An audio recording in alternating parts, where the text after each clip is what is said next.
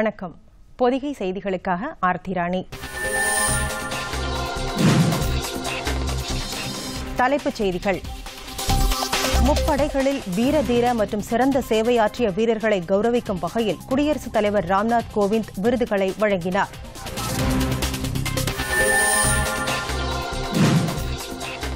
கோவா முதலமைச்சராக பதவியேற்ற பிரமோத் சாவந்திற்கு பிரதமர் நரேந்திர மோடி வாழ்த்து. மனோகர் பாரிக்கர் விட்டுச் சென்ற பணிகளை தாம் தொடர இருப்பதாக உறுதி.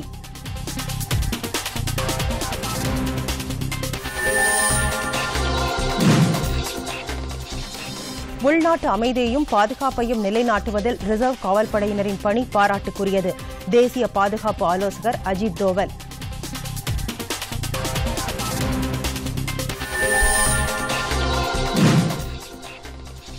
நாடு முழுவதும் 97 மக்களவை தொகுதிகளுக்கான 2ஆம் கட்ட தேர்தல் அறிவிக்கை இன்று வெளியீடு.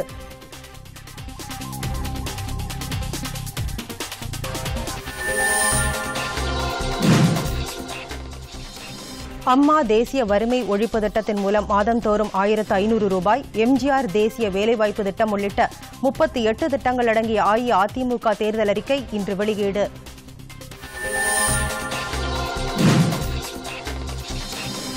பழைய ஓய்வூதிய திட்டம், தேசிய நெடுஞ்சாலைகளில் வேலைவாய்ப்பு, மக்கள் நல பணியாளர்களை பெண் நியமனம் உள்ளிட்ட 100 திட்டங்கள் அடங்கிய திமுகவின் தேர்தல் அறிக்கை இன்று வெளியீடு.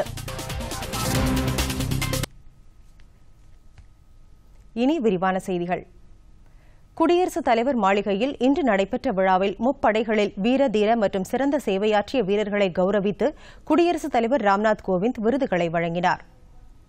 இந்திய ராணுவத்தில் பணியாற்றி உயிர் தியாகம் செய்த சிப்பாய் விஜயகுமார் மற்றும் சிஆர்பிஎஃப் முகாமில் தீவிரவாதிகள் நடத்திய தாக்குதலில் சிக்கி நாட்டிற்காக உயிர் தியாகம் செய்த காவலர் பிரதீப் குமார் பாண்டா ஆகியோருக்கு கீர்த்தி சக்ரா விருது வழங்கப்பட்டது.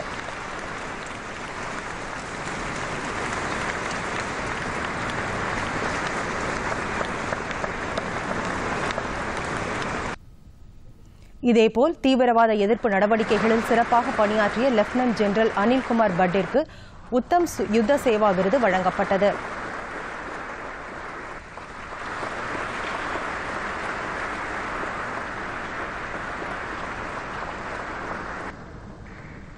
இந்நிகழ்ச்சியில் பிரதமர் நரேந்திர மோடி, ராணுவ தலைமை தளபதி பிபின் ராவத், கடற்படை தளபதி அட்மிரல் சுனில் லம்பா மற்றும் விமானப்படை தலைவர் air chief marshal BS Dona மற்றும் ராணுவ உயரதிகாரிகள் பலர் கலந்து கொண்டனர்.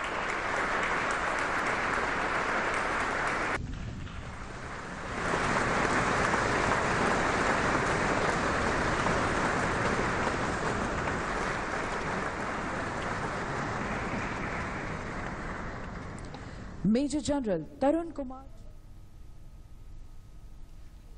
கோவாவின் புதிய முதலமைச்சராக பிரமோத் சாவந்த் இன்று பதவியேற்றுக் கொண்டார். அவருக்கு பிரதமர் நரேந்திர மோடி தமது வாழ்த்துக்களை தெரிவித்துள்ளார். கோவா மாநில முதலமைச்சராக இருந்த மனோகர் பாரிக்கர் உடல்நலக்குறைவு காரணமாக உயிரிழந்ததைத் தொடர்ந்து புதிய முதலமைச்சராக பிரமோத் சாவந்த் தேர்ந்தெடுக்கப்பட்டார். சட்டமன்ற முன்னாள் சபாநாயகரான பிரமோத் சாவந்த் இன்று பதவியேற்றதை அடுத்து அவருக்கு மாநில ஆளுநர் மிருதுளா சின்ஹா பதவி பிரமாணமும் ரகசிய காப்பு பிரமாணமும் செய்து வைத்தார்.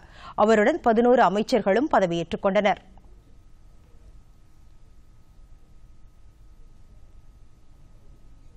அவர்கள் அனைவருக்கும் கேபினெட் அந்தஸ்து கொடுக்கப்பட்டுள்ளது. இதில் பிஜேபியை சேர்ந்த 4 பேரும், கோவா ஃபார்வர்டு கட்சியைச் சேர்ந்த 3 பேருக்கும், மகாராஷ்டிரவாதி கோமந்த கட்சியைச் சேர்ந்த 2 பேருக்கும், சுயேட்சைகள் 2 பேருக்கும் அமைச்சர் பதவி வழங்கப்பட்டுள்ளது. பதவியேற்றுக் கொண்டுள்ள புதிய முதலமைச்சர் பிரமோத் சாவந்த் மற்றும் அமைச்சர்கள் பிரதமர் நரேந்திர மோடி தமது வாழ்த்துக்களை தெரிவித்துக் கொண்டுள்ளார்.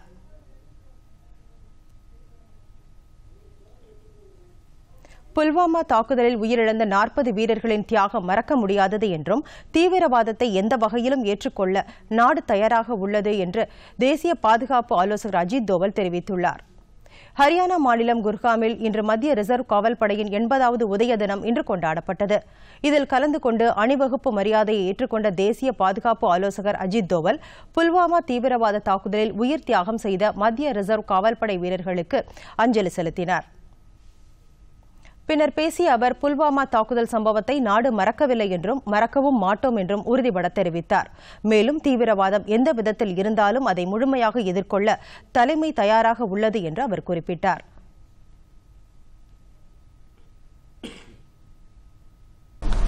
बहुत बड़ा महत्व है इसका। अब युद्धों के द्वारा किसी दूसरे देश का उस पर अधिकार हो जाए, ये तो उदाहरण बहुत कम है, लेकिन ये बहुत उदाहरण है कि देश अगर टूटते हैं, देश अगर कमजोर होते हैं, देशों की प्रगति अगर रुकती है, तो उसका कारण उसकी आंतरिक सुरक्षा की कमी होती है। और इसका जो दायित्व केंद्रीय रिजर्व पुलिस के ऊपर में है, तो आप समझ सकते हैं कि इस देश की सुरक्षा में आपका क्या योगदान है। புல்வாமா தாக்குதல் சம்பவத்தில் உயிரிழந்த 40 வீரர்களின் குடும்பத்தினருக்கு நாடே கடமைப்பட்டுள்ளது என்றும் அது ஒரு துயர சம்பவம் என்று தெரிவித்த அவர், உள்நாட்டு அமைதியையும் பாதுகாப்பையும் நிலைநாட்டுவதில் ரிசர்வ் காவல்படை தனது சீரிய பணியை தொடர்ந்து செய்யும் என்று கூறினார். இந்தியா மாலத்தீவு இடையே 800 மில்லியன் அமெரிக்க டாலர் அளவிற்கு புதிய வர்த்தக ஒப்பந்தம் கையெழுத்தானது. இந்தியாவின் ஏற்றுமதி இறக்குமதி வங்கியுடன் மாலத்தீவு நிதி அமைச்சகம் இந்த ஒப்பந்தத்தில் இணைந்துள்ளது. இது தொடர்பாக அந்நாட்டு நிதியமைச்சர் செய்தியாளர்களை சந்தித்தபோது, மாலத்தீவின் புதிய அரசு கொண்டு வந்துள்ள நலத்திட்டங்களை சிறப்பாக மேம்படுத்த இந்த ஒப்பந்தம் உதவியாக இருக்கும் என்று தெரிவித்தார். மேலும் மாலத்தீவை சுற்றியுள்ள 30 தீவுகளில் குடித்தண்ணீர் மற்றும் சுத்திகரிப்பு வசதிகளை மேற்கொள்வது குறித்து ஏற்கனவே இந்திய ஏற்றுமதி இறக்குமதி வங்கியுடன் கலந்தாலோசனை நடைபெற்றுள்ளதாகவும் மாலத்தீவு நிதியமைச்சர் இப்ராஹிம் அமீர் தெரிவித்துள்ளார். மத்திய வெளியுறவுத்துறை அமைச்சர் சுஷ்மா ஸ்வராஜ் 2 நாள் பயணமாக மாலத்தீவு சென்றுள்ள நிலையில் அந்நாட்டு அதிபருடனான பேச்சுவார்த்தை முடிவில் புதுப்பிக்கத்தக்க எரிசக்தி, மாலத்தீவின் வளர்ச்சிக்கு இந்தியாவின் ஒத்துழைப்பு, பாஸ்போர்ட் மற்றும் விசா நடைமுறைகளில் ஒத்துழைப்பு ஆகிய 3 ஒப்பந்தங்கள் கையெழுத்தாகின. இதனைத் தொடர்ந்து ஏற்றுமதி இறக்குமதி வங்கியுடனான இந்த ஒப்பந்தம் கையெழுத்தானது குறிப்பிடத்தக்கது. இனி வருவது தேர்தல் செய்திகள்.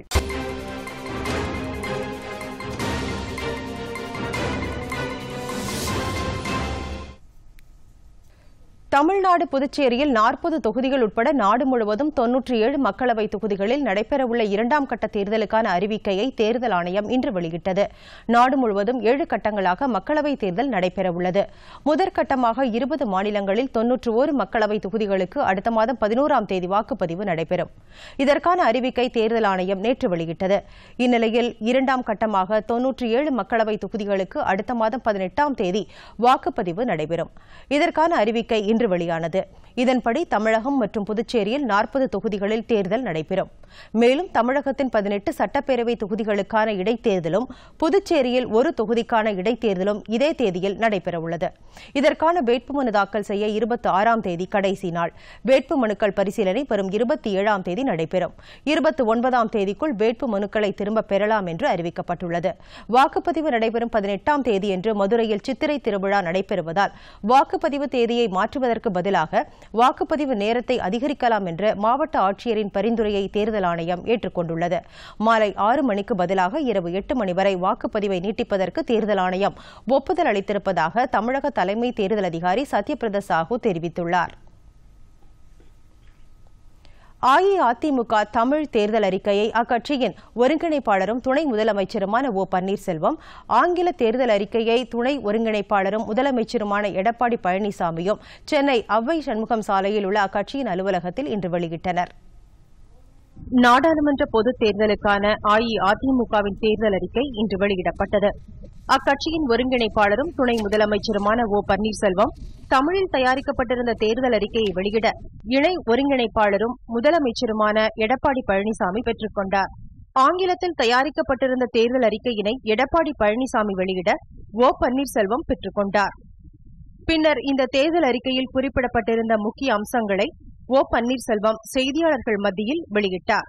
அம்மா தேசிய வறுமை ஒழிப்பு திட்டம் என்கிற புதிய திட்டத்தை கொண்டு வந்து ஆதரவற்ற பெண்கள், விதவைகள், உடல் உழைப்பு தொழிலாளர்கள், முதியோர்கள் உள்ளிட்டோருக்கு மாதந்தோறும் 1500 ரூபாய் நேரிடையாக அவர்களது வங்கிக் கணக்கில் செலுத்துவதற்கு மத்திய அரசை அஇஅதிமுக வலியுறுத்தும் என்றும், இளைஞர்கள் மற்றும் இளம் பெண்களுக்கு திறன் மேம்பாட்டு பயிற்சி வழங்குவதற்கு எம்ஜிஆர் தேசிய வேலைவாய்ப்பு சார்ந்த திறன் மேம்பாடு திட்டம் ஒன்றை தேசிய அளவில் உருவாக்க மத்திய அரசை வலியுறுத்துவோம் என்றும் ஓ பன்னீர்செல்வம் குறிப்பிட்டார்.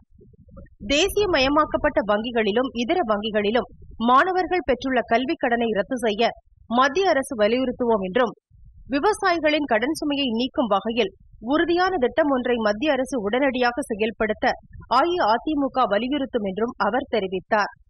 இது தவிர தாழ்த்தப்பட்ட மலைவாழ் மக்கள், பிற்படுத்தப்பட்ட, மிகவும் பிற்படுத்தப்பட்ட மக்கள் அனைவருக்கும் சமூக நீதி வழங்கப்படும் வகையிலும் தனியார் துறைகளின் வேலைவாய்ப்புகளிலும் இடஒதுக்கீடு வழங்க புதிய சட்டம் இயற்றப்பட வேண்டும் என்று மத்திய அரசை வலியுறுத்துவோம் என்றும், நீட் தேர்விலிருந்து தமிழக மாணவர்களுக்கு விலக்களிக்க வேண்டும் என்று அஇஅதிமுக வலியுறுத்தும் என்றும் இந்த தேர்தல் அறிக்கையில் சுட்டிக்காட்டப்பட்டிருப்பதை ஓ பன்னீர்செல்வம் தெரிவித்தார்.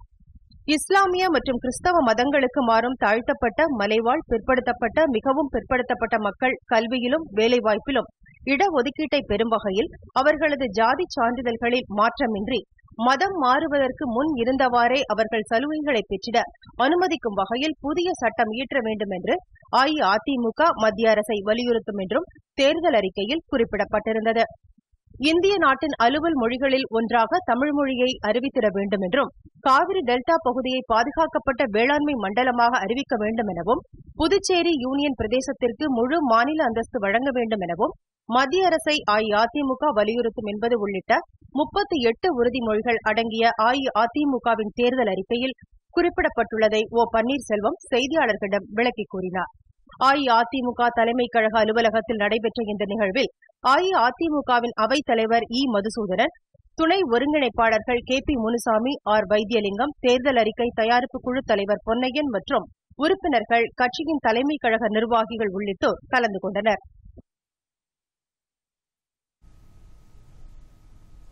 நாடாளுமன்ற தேர்தல் அறிக்கையை திமுக இன்று வெளியிட்டது. சென்னையில் உள்ள அக்கட்சியின் தலைமை அலுவலகமான அண்ணா அறிவாலயத்தில் அக்கட்சித் தலைவர் மு.க. ஸ்டாலின் தேர்தல் அறிக்கையை இன்று வெளியிட்டார்.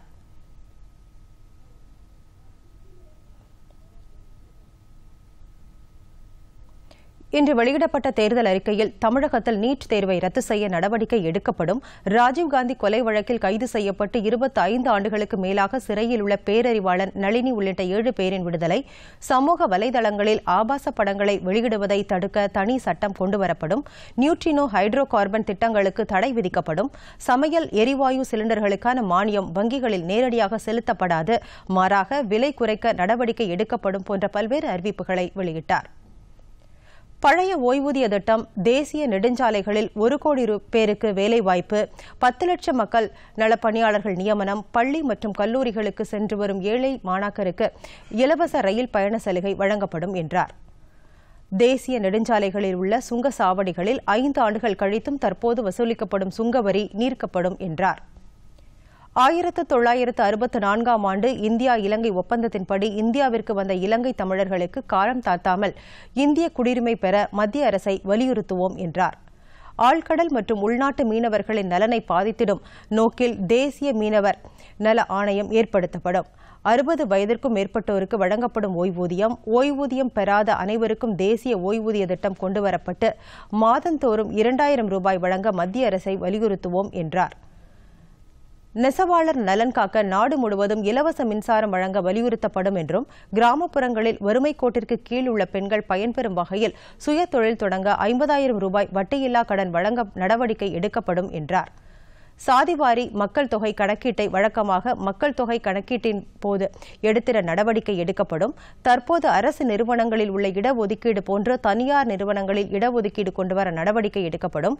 கார்ப்பரேட் நிறுவனங்கள் சமூக பொறுப்புணர்வு திட்டத்தின் கீழ் மாதம் 10,000 ரூபாய் ஊதியத்துடன் 50 லட்சம் பேருக்கு வேலைவாய்ப்பு வழங்க நடவடிக்கை எடுக்கப்படும். காவிரி நதி பாயும் காவிரி டெல்டாவை பாதுகாக்க சிறப்பு வேளாண் மண்டலமாக மாற்றப்படும். SC, ST உள்ளிட்ட வறுமை கோட்டிற்கு கீழ் உள்ள மாணவர்கள் வங்கிகளிலிருந்து பெற்ற கல்விக் கடன்கள் முழுமையாக ரத்து செய்யவும் இந்த தேர்தல் அறிக்கையில் சுட்டிக்காட்டப்பட்டுள்ளது. மகாத்மா காந்தி தேசிய ஊரக வேலைவாய்ப்பு திட்டத்தின் கீழ் விவசாய பணிகளுக்கு இலவசமாக கருவிகள் வழங்கவும், வறட்சி பாதிக்கப்பட்ட பகுதிகளில் குறைந்தபட்ச வேலை நாட்கள் 150ஆக உயர்த்தவும் நடவடிக்கை எடுக்கப்படும். சரக்கு மற்றும் சேவை வரிகளால் பாதிக்கப்பட்டுள்ள வணிகர்களின் நலனை கருதி அனைவரும் ஏற்றுக்கொள்ளும் வகையில் சரக்கு மற்றும் சேவைகள் கொண்டுவர நடவடிக்கை எடுக்கப்படும். நாட்டின் முதுகெலும்பாக இருக்கும் விவசாயிகளின் நலன் கருதி வேளாண் துறைக்கு தனி நிதிநிலை அறிக்கை கொண்டுவரவும், வருமான வரி உச்சவரம்பு 8 லட்சம் ரூபாயாக உயர்த்தவும் நடவடிக்கை எடுக்கப்படும் என்றார். தற்போதுள்ள கேபிள் டிவி கட்டணம் நீக்கப்பட்டு பழைய கேபிள் கட்டணம் வசூலிக்கப்படும் உள்ளிட்ட 100 தேர்தல் அறிக்கையை திமுக தலைவர் மு க ஸ்டாலின் வெளியிட்டார். இந்த தேர்தல் அறிக்கையை முன்னாள் மத்திய அமைச்சர் TR பாலு தலைமையில் சுப்புலட்சுமி ஜெகதீசன், VP துரைசாமி, கனிமொழி, திருச்சி சிவா, R ராசா, TKS இளங்கோவன், பேராசிரியர் ராமசாமி உள்ளிட்டோர் தயாரித்து வெளியிட்டதாக ஸ்டாலின் தெரிவித்தார்.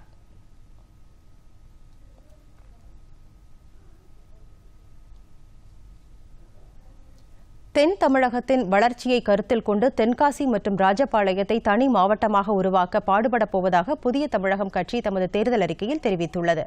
இன்று நாடாளுமன்ற தேர்தல் அறிக்கையை அக்கட்சி வெளியிட்டது. அதில் குற்றாலத்தை சர்வதேச சுற்றுலா தலமாக மாற்ற முயற்சிகள் மேற்கொள்ளப்படும் என்று குறிப்பிடப்பட்டுள்ளது. விசைத்தறிக்கு இதுவரை வழங்கப்பட்டு வரும் 750 யூனிட் இலவச மின்சாரத்தை 1500 யூனிட்டாக உயர்த்தவும், ராஜபாளையம் மற்றும் சுற்று வட்டார பகுதிகளில் கழிவு பஞ்சு விதிக்கப்படும் 1% செஸ் வரி விதிப்பை முழுவதும் நீக்க குரல் கொடுக்கப் போவதாக தெரிவிக்கப்பட்டுள்ளது. மேற்கு தொடர்ச்சி மலையில் உருவாகி அரபிக்கடலில் கலக்கும் அனைத்து நதிநீரையும் சேமிக்கும் வகையில் பழுதாகி இருக்கும் அணைகளை செப்பனிட நாடாளுமன்றத்தில் குரல் எழுப்பப் போவதாக குறிப்பிட்டுள்ளார். தொழில் முனைவோர் படித்த இளைஞர்களுக்கு சுய வேலைவாய்ப்பை உருவாக்கிட மத்திய அரசின் முத்ரா திட்டத்தை அனைத்து தரப்பினருக்கும் எடுத்துச் செல்ல முயற்சிகள் மேற்கொள்ளப்படும் என்பது உள்ளிட்ட தமது தேர்தல் அறிக்கையை புதிய தமிழகம் கட்சி வெளியிட்டுள்ளது. பிஜேபியின் மத்திய தேர்தல் குழு கூட்டம் இன்று புதுதில்லியில் மீண்டும் கூடுகிறது. கட்சியின் தேசிய தலைவர் அமித் ஷா, பிரதமர் நரேந்திர மோடி மற்றும் முக்கிய தலைவர்கள் கலந்து கொண்டு நாடாளுமன்ற தேர்தலில் போட்டியிட உள்ள தகுதி வாய்ந்த வேட்பாளர்களை இறுதி செய்ய உள்ளனர். ஏற்கனவே கடந்த சனிக்கிழமை நடைபெற்ற கூட்டத்திலும் பிஜேபி சார்பில் போட்டியிட உள்ள முதலாவது வேட்பாளர் பட்டியல் குறித்து ஆலோசிக்கப்பட்டது. இந்நிலையில் இன்று மீண்டும் கூடும் பிஜேபி தேர்தல் குழு கூட்டத்திற்கு பிறகு முதலாவது வேட்பாளர் பட்டியல் வெளியிடப்படும் என்று பிஜேபி வட்டாரங்கள் தெரிவிக்கின்றன. காங்கிரஸ் கட்சி நாடாளுமன்ற தேர்தலில் போட்டியிட இருக்கும் 56 பேர் கொண்ட 5வது வேட்பாளர் பட்டியலை வெளியிட்டுள்ளது. ஆந்திர மாநிலத்தில் 22 வேட்பாளர்களும், அஸ்ஸாம் மாநிலத்தில் 5 பேரும், ஒடிசாவில் 6 பேரும், தெலங்கானா மாநிலத்தில் 8 பேரும் அறிவிக்கப்பட்டுள்ளனர். மேலும் உத்தரப்பிரதேசத்தில் போட்டியிட உள்ள 3 வேட்பாளர்களும், மேற்குவங்க மாநிலத்தில் 11 வேட்பாளர்களும், லட்சத்தீவில் போட்டியிடும் 1 வேட்பாளரும் இந்த பட்டியலில் இடம்பெற்றுள்ளனர். ஏற்கனவே காங்கிரஸ் கட்சி 4 பட்டியல்களை வெளியிட்ட நிலையில் தற்போது 5வது பட்டியலையும் வெளியிட்டிருப்பது குறிப்பிடத்தக்கது. மேலும் ஆந்திர மாநில சட்டப்பேரவைக்கு போட்டியிட உள்ள 132 பேர் கொண்ட வேட்பாளர் பட்டியலையும் காங்கிரஸ் கட்சி வெளியிட்டது.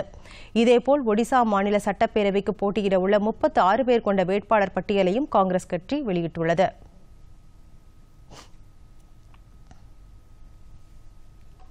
பொள்ளாச்சி பாலியல் வன்கொடுமை சம்பவத்தை தேர்தலோடு ஒப்பிடுவது அநாகரிக செயல் என்று பிஜேபியின் தேசிய செயற்குழு உறுப்பினர் இலகணேசன் தெரிவித்துள்ளார். ஈரோட்டில் நேற்று சேலம், நாமக்கல், ஈரோடு, திருப்பூர், நீலகிரி, பொள்ளாச்சி உள்ளிட்ட 6 மாவட்ட பிஜேபி நிர்வாகிகளுடன் தேர்தல் குறித்து அவர் ஆலோசனை நடத்தினார். பின்னர் செய்தியாளர்களிடம் பேசிய அவர், நாடாளுமன்ற தேர்தலில் அஇஅதிமுக, பிஜேபி, பாமக உள்ளிட்ட கட்சிகள் இணைந்து உருவாக்கியுள்ள கூட்டணி 40 தொகுதிகளிலும் வெற்றி பெறும் என்று நம்பிக்கை தெரிவித்தார்.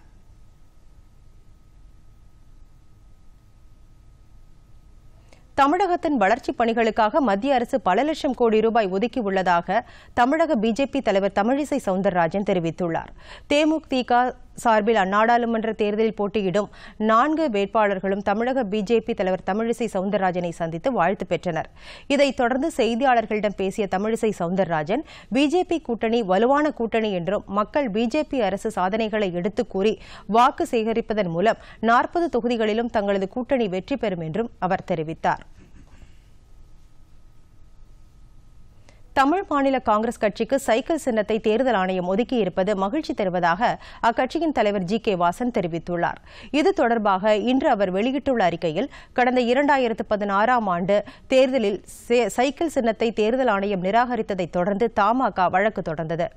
இந்த வழக்கு விசாரணையில் உள்ள நிலையில் தேர்தலுக்காக மட்டும் என்று கூறி நிபந்தனைகளுடன் சைக்கிள் சின்னத்தை தமிழ் மாநில காங்கிரஸ் கட்சிக்கு தேர்தல் ஆணையம் ஒதுக்கியிருப்பதாக தெரிவித்துள்ளார். இதை மறுபரிசீலனை செய்ய வேண்டும் என்றும் தேர்தல் ஆணையத்திடம் மனு அளித்திருப்பதாக தமது அறிக்கையில் ஜி.கே. வாசன் கூறியுள்ளார்.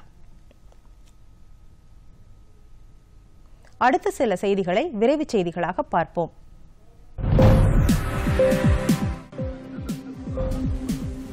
கர்ப்பிணி பெண்கள் வாக்களிப்பதற்கு வரிசையில் நிற்க வேண்டிய அவசியம் இல்லை என்றும் அவர்களுக்கு முன்னுரிமை அளிக்கப்படும் என்றும் விழுப்புரம் மாவட்ட ஆட்சியர் தெரிவித்துள்ளார்.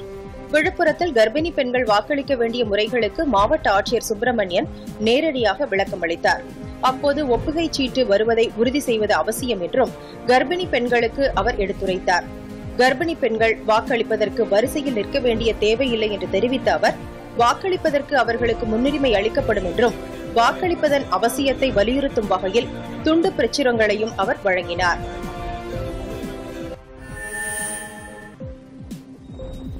நாகை மாவட்டம் தரங்கம்பாடி அருகே புதிய ஆவணங்களின்றி எடுத்து வரப்பட்ட ₹1,00,000 பணம் பறிமுதல் செய்யப்பட்டது.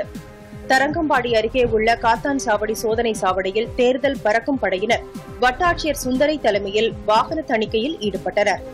அப்போது சேலம் மாவட்டம் ஆத்தூர் பகுதியைச் சேர்ந்த ஸ்ரீனிவாசன் என்பவரின் காரில் இருந்து ₹1,00,000 பணம் பறிமுதல் செய்யப்பட்டது. உரிய ஆவணங்கள் இல்லாததால் பறிமுதல் செய்யப்பட்ட இந்த பணம் குறித்து விசாரணை நடைபெற்று வருகிறது.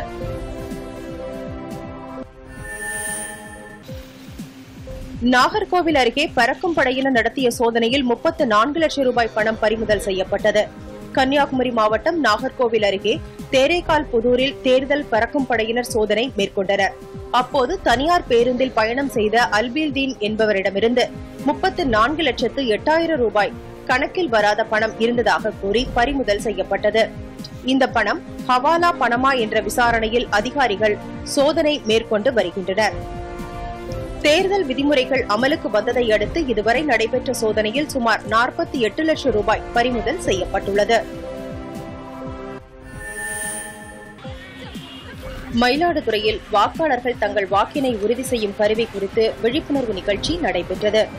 நாடாளுமன்ற தேர்தலில் வாக்களிக்கும் வாக்காளர்கள் வாக்குப்பதிவு இயந்திரத்தில் தங்கள் வாக்கை பதிவு செய்ததை உறுதி செய்யும் விவிபேட் கருவி குறித்து விழிப்புணர்வு நிகழ்ச்சி நடைபெற்றது. கோட்டாட்சியர் கண்மணி தலைமையில் நடைபெற்ற நிகழ்ச்சியில் இந்த கருவியின் செயல்பாடுகள் குறித்து விழிப்புணர்வு துண்டு பிரச்சுரங்கள் பொதுமக்களுக்கு வழங்கப்பட்டது. இந்நிகழ்ச்சியில் ஏராளமான பொதுமக்கள் கலந்து கொண்டனர். விழுப்புரம் அருகே ₹5 லட்சம் மதிப்பிலான எலக்ட்ரானிக் பொருட்களை தேர்தல் பறக்கும் படையினர் பறிமுதல் செய்துள்ளனர். அடுத்த மாதம் நாடாளுமன்ற தேர்தல் நடைபெறவுள்ள நிலையில் தேர்தல் விதிமுறைகள் அமலுக்கு வந்தன. இந்நிலையில் சென்னையிலிருந்து விழுப்புரம் நோக்கிச் சென்ற லாரி ஒன்றை தேர்தல் பறக்கும் படையினர் மடக்கி பிடித்து சோதனை நடத்தினர். அப்போது அதில் முறையான ஆவணங்களின்றி எடுத்து வரப்பட்ட வாஷிங் மெஷின், மிக்சி, கிரைண்டர் உள்ளிட்ட ₹5 லட்சம் மதிப்பிலான பொருட்களை தேர்தல் பறக்கும் படையினர் பறிமுதல் செய்து விசாரணை மேற்கொண்டு வருகின்றனர். கடந்த தேர்தல்களில் குறைவாக வாக்கு சதவீதம் பதிவான பகுதிகளுக்கு வாக்காளர் விழிப்புணர்வு அஞ்சல் அட்டை அனுப்பும் நிகழ்ச்சியை மாவட்ட ஆட்சியர் துவக்கி வைத்தார். தூத்துக்குடி மாவட்டத்தில் 100% வாக்குப்பதிவு அவசியத்தை பொதுமக்களுக்கு ஏற்படுத்தும் வகையில் பல்வேறு நிகழ்ச்சிகளுக்கு மாவட்ட நிர்வாகம் ஏற்பாடு செய்துள்ளது. இந்நிலையில் கடந்த தேர்தலில் குறைவான வாக்குப்பதிவு நடைபெற்ற பகுதிகளுக்கு வாக்களிப்பதன் அவசியத்தை வலியுறுத்தும் வகையில் அஞ்சல் அட்டை அனுப்பும் நிகழ்ச்சி நடைபெற்றது. முதற்கட்டமாக 3 பகுதிகளுக்கு 1000 அஞ்சல் அட்டைகள் அனுப்பப்பட்டு உள்ளதாகவும் தொடர்ந்து 1 லட்சம் பேருக்கு அஞ்சல் அட்டை அனுப்ப இருப்பதாகவும் மாவட்ட ஆட்சித்தலைவர் சந்தீப் நந்தூரி தெரிவித்துள்ளார். பொள்ளாச்சி பாலியல் வன்கொடுமை வழக்கை சிபிஐ விசாரித்து வருகிறது. இதை உயர்நீதிமன்றம் கண்காணிக்க கோரிய மனு மீது ஏப்ரல் 10ஆம் தேதிக்குள் பதிலளிக்க தமிழக அரசிற்கு சென்னை உயர்நீதிமன்றம் உத்தரவு பிறப்பித்துள்ளது. நாட்டையே உலுக்கிய பொள்ளாச்சி பாலியல் வன்கொடுமை சம்பவத்தில் பாதிக்கப்பட்ட பெண் அளித்துள்ள புகார் உட்பட 2 வழக்குகள் பதிவு செய்யப்பட்டு அவை சிபிஐக்கு மாற்றி தமிழக அரசு உத்தரவு பிறப்பித்தது. இந்நிலையில் இந்த வழக்கில் சிபிஐயின் விசாரணையை உயர்நீதிமன்றம் கண்காணிக்க வேண்டும் என்று பொதுநல வழக்கு தாக்கல் செய்யப்பட்டுள்ளது. குற்றத்தின் தீவிரத்தை கருத்தில் கொண்டு இந்த விசாரணை தீவிரமாக கண்காணிக்கப்பட வேண்டும் என்றும் அந்த மனுவில் குறிப்பிடப்பட்டிருந்தது. இந்த மனு தலைமை நீதிபதி தஹீல் ரமானி, நீதிபதி துரைசாமி அமர்வு முன்பு விசாரணைக்கு வந்தது. மனுவை விசாரித்த நீதிபதிகள் ஏப்ரல் 10ஆம் தேதிக்குள் மனு மீது பதிலளிக்க தமிழக அரசு மற்றும் சிபிஐக்கு நோட்டீஸ் அனுப்ப உத்தரவிட்டுள்ளனர். மும்மதத்தைச் சேர்ந்த மக்கள் மத நல்லிணக்கத்தை போற்றும் வகையில் நடத்தும் சமபந்தி விருந்து படைக்கும் விழா கன்னியாகுமரி அருகே சிறப்பாக நடைபெற்றது. அங்குள்ள பள்ளியப்பாடி பகுதியில் அமைந்துள்ள பிரசித்தி பெற்ற பழைய பள்ளி திருத்தலத்தில் ஆண்டுதோறும் மார்ச் 3ஆம் தேதி திங்களன்று 3 மதங்களும் இணைந்து சர்வமத பிரார்த்தனை, சமபந்தி விருந்து போன்றவற்றை சிறப்பாக நடத்தி வருகின்றனர். சுமார் 400 ஆண்டுகளாக நடைபெற்று வரும் இந்த சமபந்தி விழா அங்குள்ள பிரம்மாண்டமான புளிய மரத்து அடியில் நடைபெற்று வருகிறது. இதில் கன்னியாகுமரி, திருநெல்வேலி, தூத்துக்குடி, மதுரை மற்றும் கேரளாவிலிருந்தும் ஏராளமான மக்கள் கலந்து கொண்டனர்.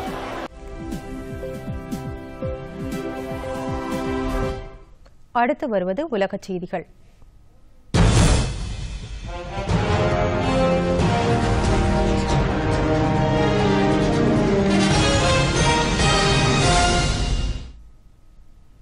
அமெரிக்காவின் ஹோஸ்டன் நகரில் உள்ள பெட்ரோலிய பொருட்கள் சேமிப்பு கிடங்கில் பயங்கர தீ விபத்து ஏற்பட்டது. இதனால் அப்பகுதி முழுவதும் கரும் புகை சூழ்ந்து காட்சியளிக்கிறது. அங்குள்ள பெட்ரோலிய எரிபொருளான நாப்தா சேமிப்பு கிடங்கில் கடந்த ஞாயிறு காலை திடீர் தீ விபத்து ஏற்பட்டது.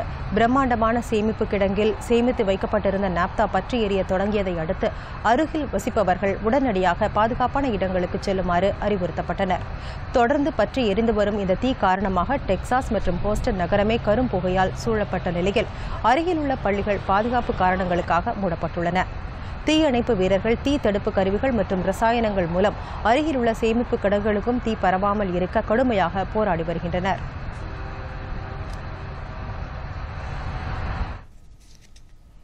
மொசாம்பி நாட்டில் வீசிய கடும் புயலில் சிக்கி 1000க்கும் மேற்பட்ட மக்கள் உயிரிழந்திருக்கக்கூடும் என்று அஞ்சப்படுகிறது. மொசாம்பி நாட்டில் அண்மையில் வீசிய இடாய் புயலில் ஏராளமானோர் வீடுகளை இழந்து முகாம்களில் தங்க வைக்கப்பட்டுள்ளனர். மேலும் லட்சக்கணக்கான மக்கள் பாதுகாப்பான இடங்களுக்கு செல்லுமாறு அந்நாட்டு அரசு அறிவுறுத்தியுள்ள நிலையில் அந்நாட்டு அதிபர் பிலிப் நியூசி இதுவரை 84 பேர் புயலில் சிக்கி உயிரிழந்ததை அதிகாரப்பூர்வமாக அறிவித்தார். எனினும் 1000க்கும் மேற்பட்டோர் உயிரிழந்திருக்கக்கூடும் என்றும் இந்த உயிரிழப்பு அதிகரிக்கக்கூடும் என்று அஞ்சப்படுவதாகவும் அவர் தெரிவித்தார். இந்த இடாய் புயல் காரணமாக பெய்ரா சர்வதேச விமான நிலையம் மூடப்பட்டுள்ளது. அண்டை நாடான ஜிம்பாப்வேயிலும் இடாய் புயல் காரணமாக 98 பேர் உயிரிழந்ததோடு 217 பேர் காணாமல் போயுள்ளதாக அந்நாட்டு அரசாங்கம் தெரிவித்துள்ளது. பங்களாதேஷில் வாக்குப்பட்டியுடன் வந்த வாகனம் மீது அடையாளம் தெரியாத மர்ம நபர்கள் நடத்திய வெடிகுண்டு தாக்குதலில் 7 பேர் உயிரிழந்தனர். அங்குள்ள தென்கிழக்கு பகுதியான பழங்குடியின மக்கள் வசிக்கும் இடமாகவும் சுற்றுலா தலமாகவும் விளங்கி வருகிறது. இந்த பகுதிகளில் தேர்தல் நடத்துவதற்கு திட்டமிடப்பட்டு வாக்குப்பதிவு நேற்று நடைபெற்றது. ரங்கமாட்டி பகுதியில் நடைபெற்ற இந்த தேர்தலை பல வேட்பாளர்கள் புறக்கணித்தனர். இந்த நிலையில் தேர்தல் வாக்குப்பதிவு முடிந்து வாக்குச்சாவடியிலிருந்து வாக்குப்பெட்டியுடன் வந்த அதிகாரிகளின் வாகனம் மீது அடையாளம் தெரியாத மர்ம நபர்கள் துப்பாக்கிச்சூடு நடத்தினர். இதில் 7 பேர் உயிரிழந்தனர், 15 பேர் காயமடைந்தனர். இதற்கிடையே அடையாளம் தெரியாத மர்ம நபர்கள் நடத்திய துப்பாக்கிச் சூட்டில் அவாமி லீக் கட்சியைச் சேர்ந்த தலைவர் ஒருவர் இன்று காலை உயிரிழந்தார். இதைத் தொடர்ந்து அப்பகுதி முழுவதும் பாதுகாப்பு பலப்படுத்தப்பட்டு வருகிறது. நெதர்லாந்து நாட்டில் நேற்று டிராம்ப் வண்டியை வழிமறித்து துப்பாக்கிச்சூடு நடத்திய நபரை அந்நாட்டு காவல்துறையினர் கைது செய்துள்ளனர். அங்குள்ள யூடி ரெக்ட் நகரில் முகத்தில் கருப்பு துணியை கட்டிக்கொண்டு டிராம்ப் வண்டியை வழிமறித்த அந்த நபர் பின்னர் வண்டிக்குள் புகுந்து துப்பாக்கியால் சரமாரியாக சுட்டார். இதில் 3 பேர் உயிரிழந்தனர், 9 பேர் படுகாயமடைந்தனர். இந்த துப்பாக்கிச்சூடு சம்பவத்தை தொடர்ந்து அந்த நகர் முழுவதும் காவல்துறையினர் உஷார்படுத்தப்பட்டு தப்பியோடிய மர்ம நபரை தேடும் பணி மும்முரமாக மேற்கொள்ளப்பட்டது. இறுதியில் சம்பவம் நடந்த இடத்திலிருந்து 3 கிலோமீட்டர் தொலைவில் ஒரு கட்டிடத்தில் பதுங்கியிருந்த நபரை காவல்துறையினர் கைது செய்தனர். 37 வயதான காக்மன் டேனிஷ் என்ற அந்த நபர் துருக்கி நாட்டைச் சேர்ந்தவர் என்பது தெரியவந்துள்ளது. துப்பாக்கிச்சூடு நடத்தியதற்கான காரணம் குறித்து தீவிர விசாரணை நடத்தப்பட்டு வருகிறது. இந்த சம்பவத்திற்கு நெதர்லாந்து பிரதமர் மார்க் ரூடே கடும் கண்டனம் தெரிவித்துள்ளார். நாட்டிற்கு விடுக்கப்பட்ட அச்சுறுத்தலையும் சவால்களையும் தைரியத்துடன் எதிர்கொள்வோம் என்று அவர் தெரிவித்துள்ளார். அடுத்து வணிகச் செய்திகள். பங்குச்சந்தைகள் இன்று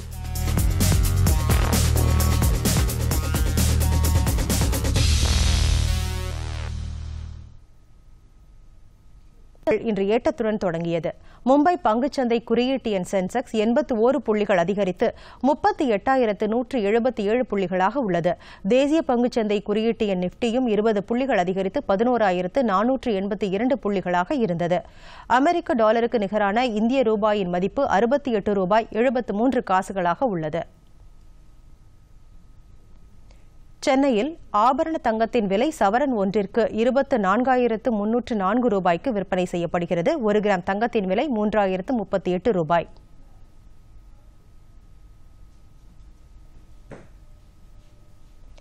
பார் வெள்ளியின் விலை 40,900 ரூபாயாகவும் 1 கிராம் வெள்ளியின் விலை 40 ரூபாய் 90 காசுகளாகவும் உள்ளது. பெட்ரோல் விலை லிட்டருக்கு 75 ரூபாய் 59 காசுக்கும், டீசல் விலை லிட்டருக்கு 70 ரூபாய் 59 காசுக்கும் விற்பனை செய்யப்படுகிறது.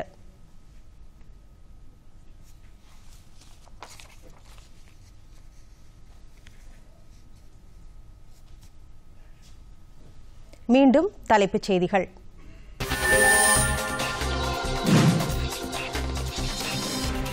முப்படைகளில் வீரதீர மற்றும் சிறந்த சேவையாற்றிய வீரர்களை கௌரவிக்கும் வகையில் குடியரசுத் தலைவர் ராம்நாத் கோவிந்த் விருதுகளை வழங்கினார்.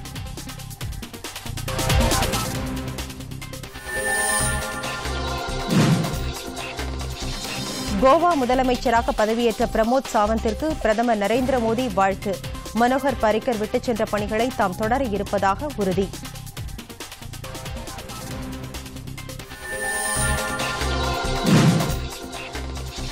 உள்நாட்டு அமைதியையும் பாதுகாப்பையும் நிலைநாட்டுவதில் ரிசர்வ் காவல் படையினரின் பணி பாராட்டுக்குரியது.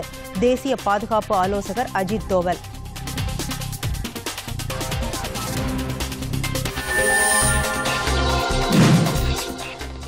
நாடு முழுவதும் 97 மக்களவை தொகுதிகளுக்கான இரண்டாம் கட்ட தேர்தல் அறிவிக்கை இன்று வெளியீடு.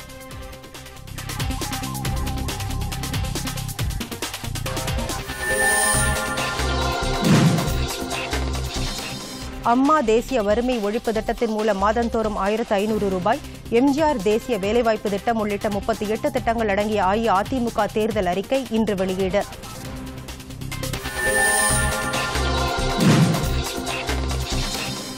பழைய ஓய்வூதிய திட்டம், தேசிய நெடுஞ்சாலைகளில் வேலைவாய்ப்பு, மக்கள் நல பணியாளர்களாக பெண்கள் நியமனம் உள்ளிட்ட 100 திட்டங்கள் அடங்கிய திமுகவின் தேர்தல் அறிக்கை இன்று வெளியீடு.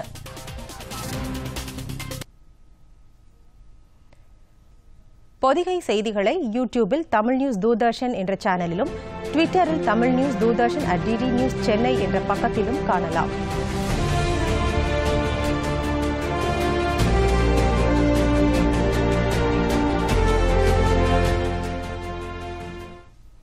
இத்துடன் செய்திகள் முடிவடைந்தன. மீண்டும் செய்திகள் மாலை 6 மணிக்கு. வணக்கம்.